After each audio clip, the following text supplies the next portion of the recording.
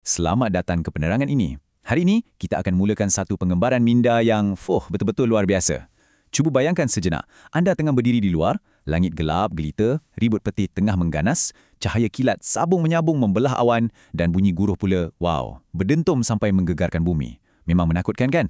Tapi, macam mana kalau saya beritahu anda yang ribut yang sangat dahsyat dan bising di luar sana tu sebenarnya memegang kunci utama kepada ketenangan mutlak di dalam minda dan jiwa anda?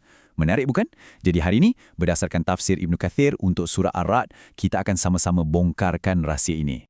Okey, jom kita selami perkara ni. Pernah tak anda dengar tasbih guruh? Bunyi macam pelik sikit kan? Selalunya bila kita nampak kilat atau dengar guruh, kita terus fikir, ini cuma fenomena cuaca biasa, awan bergeser, dan kita pun biarkan je. Tapi, teks yang kita nak kaji hari ni akan betul-betul mencabar cara kita berfikir.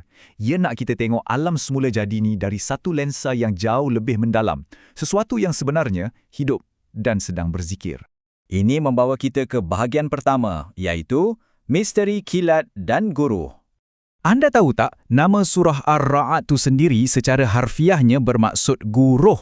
Tuhan memang sengaja tarik perhatian kita kepada unsur alam yang paling ekstrim dan berkuasa ni untuk tunjukkan kekuasaannya yang mutlak. Kalau kita tengok sifat dui fungsi kilat atau al-barq ni, Ibnu Katsir menjelaskan yang ia bukan sekadar cahaya statik yang berlaku secara kebetulan. Sama sekali tidak. Ia dipamerkan untuk cipta dua emosi yang betul-betul bertentangan serentak dalam diri kita. Pertama, khauf, iaitu rasa takut yang amat sangat. Yelah, kilat tu boleh membinasakan kita pada bila-bila masa. Tapi pada masa yang sama muncul tama, iaitu satu harapan yang sangat tinggi. Harapan untuk hujan turun dan menyuburkan bumi yang kering. Jadi, intipati penting di sini ialah, kilat ni satu paparan kuasa gergasi yang serentak menakutkan kita, tapi juga bagi kita harapan untuk terus hidup. Sekarang, apa yang betul-betul menarik tentang perkara ini ialah hakikat sebenar di sebalik cuaca itu sendiri. Berdasarkan satu riwayat sahih dari Imam Ahmad dan At-Tirmizi, bila ditanya tentang guruh, Rasulullah SAW menjelaskan yang guruh tu bukanlah sekadar tindak balas meteorologi semata-mata.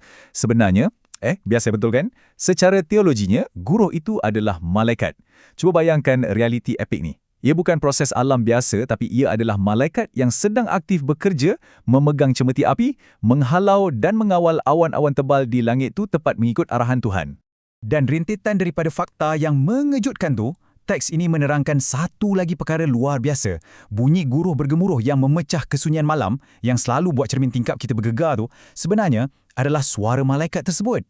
Suara itu adalah bentakan dia kepada awan dan ia juga merupakan satu bentuk tasbih, memuji kebesaran Tuhan kerana rasa teramat kerdil dan takut kepada keagungannya. Ini bermakna, segala-galanya dalam alam semesta ni, tak kiralah betapa dahsyat pun kekuatan alam tu, semuanya tunduk patuh tanpa kompromi kepada sistem ilahi atau sunatullah. Seterusnya, kita masuk ke bahagian 2, malaikat penjaga dan takdir. Okey, mari kita tarik perhatian kita dari langit yang bergelora tu turun ke bawah kepada realiti gaib diri kita sendiri dan takdir berdasarkan ayat 11 dalam surah ini. Ibnu Katsir kongsikan satu hakikat yang sangat-sangat menenangkan. Sebenarnya kita ni tak pernah bersendirian walau sesaat pun. Tuhan tugaskan sekumpulan malaikat penjaga yang dipanggil muaqibat untuk sentiasa pantau dan jaga kita. Ya, kita tahu ada malaikat di kiri dan kanan yang teliti catat amalan kita kan. Tapi tahukah anda, di depan dan belakang kita pun ada barisan pengawal gaib. Mereka ni bertukar shift setiap siang dan malam dan tugas mereka hanyalah satu, untuk lindungi kita dari pelbagai bahaya yang mata kasar kita tak nampak pun. Hebat kan? Tapi perhatikan satu fakta yang sangat penting di sini. Perlindungan luar biasa ni sebenarnya ada batas ketetapan ilahinya. Teks menjelaskan yang bila tiba ketetapan atau takdir mutlak daripada Tuhan untuk sesuatu itu berlaku pada kita, barisan malaikat penjaga ni akan dengan serta-merta berundur ke belakang. Mereka patuh membiarkan takdir itu berjalan ke atas diri kita. Ini memperlihatkan satu keseimbangan yang sangat mendalam. Di satu sisi kita dapat perlindungan hebat setiap hari, tapi di sisi lain, realiti takdir Tuhan itu memang mutlak dan tak boleh disangkal oleh sesiapa pun. Membawa kita ke bahagian 3, ubah diri untuk berjaya. Mari kita beralih dan lihat macam mana perkara ni berkembang. Memandangkan takdir tu pasti berlaku, adakah kita patut berpeluk tubuh dan berserah je pada nasib? Sudah tentu tidak. Jelas di sini yang Islam menolak keras konsep fatalism, iaitu sikap menyerah kalah secara buta tuli. Kalau kita nak hidup kita bergerak dari langkah 1 kepada bantuan Tuhan di langkah 3, langkah 2 tu wajib kita buat dulu. Hukum sebab akibat bermaksud, Tuhan takkan tarik nikmat melainkan kita sendiri yang rusakkannya. Dan dia takkan angkat kesusahan tu melainkan kita yang mula inisiatif untuk berubah, berusaha keras dan bertaubat secara proaktif. Pendek kata, kita kena ubah diri kita dulu, barulah Tuhan akan ubah keseluruhan keadaan dan takdir kita. Sekarang kita masuk ke bahagian 4, kebenaran yang kekal bermanfaat. Dan ini dengan cemerlang menggambarkan hakikat realiti hidup kita. Untuk kita betul-betul faham apa yang berbaloi dalam usaha dan liku-liku hidup ni, surah ni bawakan satu metafora visual yang sungguh luar biasa. Kebatilan, fitnah atau benda-benda yang menyesatkan ni sering diumpamakan seperti buih kotor yang terapung kat permukaan air. Ia nampak besar, bising, megah dan kadang-kadang menakutkan kita.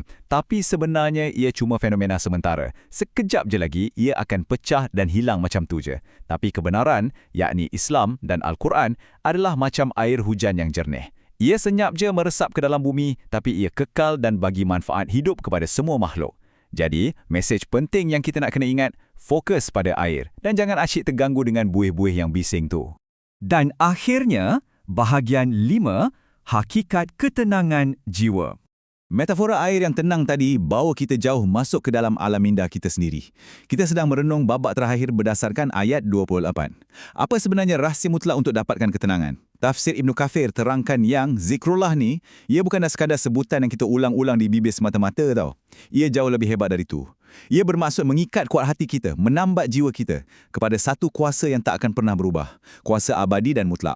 Terutamanya melalui pemahaman janji-janji Tuhan dalam Al-Quran. Ini sebenarnya satu formula psikologi dan spiritual yang sangat penting untuk kita lawan penyakit moden hari ini. Macam kemurungan, anxiety yang teruk atau rasa kosong dalam dada kita. Hakikatnya sangat ringkas tapi betul-betul menusuk jiwa. Kalau kita sentiasa bersandar pada dunia, contohnya kita hanya berharap pada wang, kejar pangkat atau terlalu bergantung pada manusia, hati kita garanti akan sentiasa cemas dan gelisah. Kenapa? Sebab dunia ni sifatnya sangat rapuh, sentiasa berubah-ubah, tak ada apa yang pasti. Tapi, sebaik sahaja minda anda sedar tentang kuasa mutlak Tuhan, Tuhan yang mengawal malaikat guru tadi, yang mengatur pengawal peribadi gaib anda dan yang memegang rapat takdir alam semesta, secara logiknya hati anda akan terus berehat dan bersandar penuh padanya. Dan itulah dia makna sebenar ketenangan atau ketenangan mutmainah. Jadi poin paling berharga yang saya betul-betul nak anda bawa pulang dan fikirkan hari ini ada pada soalan ini. Dunia ini akan terus bergerak laju macam ribut petir tu, penuh dengan kilat cabaran yang menakutkan dan bunyi guruh dugaan yang membingitkan. Hakikatnya, dunia ini cuma sementara. Oleh itu, cuba tanya diri anda sedalam-dalamnya. Apa yang sebenarnya sedang mengikat dan menenangkan hati anda hari ini? Adakah anda bergantung pada buih-buih kotor yang pasti akan lenyap esok hari atau pada air kehidupan yang kekal abadi? Fikir-fikirkanlah jawapan tu. Terima kasih kerana menyertai saya dalam penerangan ini.